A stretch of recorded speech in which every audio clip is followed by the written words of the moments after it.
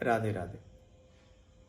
23 मई रविवार के दिन मोहिनी एकादशी। ये एकादशी साधारण एकादशी नहीं।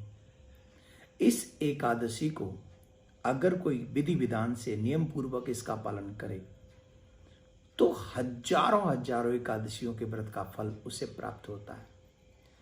भगवान स्वयं पद्म पुराण में ये कहते हैं कि मुझे मंजुला महाद्वादशी का जो व्रत है वो अत्यंत प्रिय है।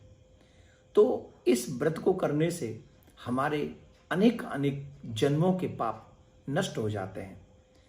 इस कथा में, मोहिनी एकादशी की इस कथा में, ग्रंथों में अनेक कथाएं आती हैं। उसमें ऐसा लिखा है कि पद्मावती नामक एक सुंदर नगर था।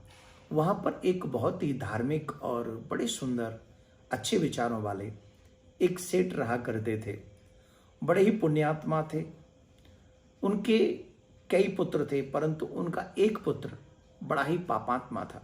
बहुत ही दृष्ट बुद्धि उसका नाम था। अपने पिता के धन को वो व्यर्थ बर्बाद किया करता था। उसके कर्मों से दुखी होकर उनके पिताजी ने उनको घर से निकाल दिया था। घर से निकलकर वो जंगल में गया। जंगल में पहुंचा और जब जंगल में एक संत से उनका मिलना हुआ, कौटिल्य ऋषि से जब वो मिले तो उसने अपना दुख सारा रोया कि महाराज मुझे बहुत दुख है, मैं बड़ा पापी हूं, इत्यादि सारी बात। मेरे पिता ने मुझे घर से निकाल दिया, ऐसा कहा।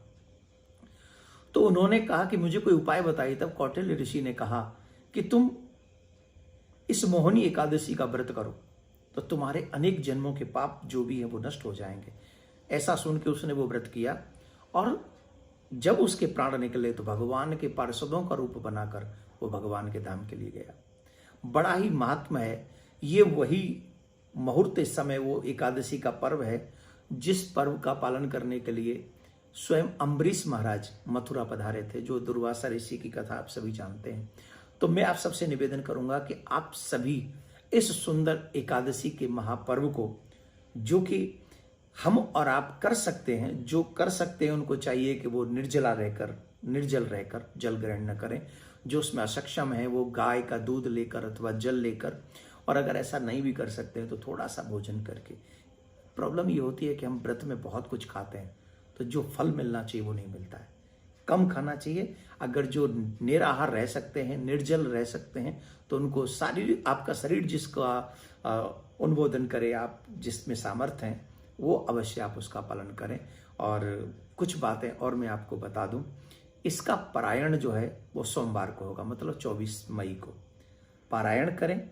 सुबह 5:26 से लेके 8:52 तक, 10 मिनट या 52 मिनट, 10 मिनट ही आप समझिए, 10 मिनट तक ये रहेगा। तो उस समय आपको ये पारायण कर लेना चाहिए। रात्रि में अगर हो सके तो जागरण करना चाहिए। रात्रि में 4 पहर में शालिग्राम भगवान की पूजन, अभिषेक और उनका अर्चन करना चाहिए। अगर आप ऐसा करते हैं तो मैं गारंटी से कहता हूं आपके अनेक जन्मों के पाप नष्ट हो जाएंगे। तो आइए, भगवान ने बहुत काल बाद ये अवसर दिया। पता नहीं, ऐसा महामारी का समय चल रहा है, कौन किसका नेक्स्ट एकादशी भी किसी को नसीब होगी कि नहीं ये पता नहीं, परंतु ये एकादशी हम लोग कर सकते हैं। तो जितना सामर्थ्य हो अवश्य करें और इस वीडियो को ज़्यादा से ज़्यादा लोगों तक पहुंचाएं, जिससे कल वो लोग सुंदर एकादशी का व्रत करके अपने अनेक जन्मों के पापों को नष्ट करें। राधे राधे।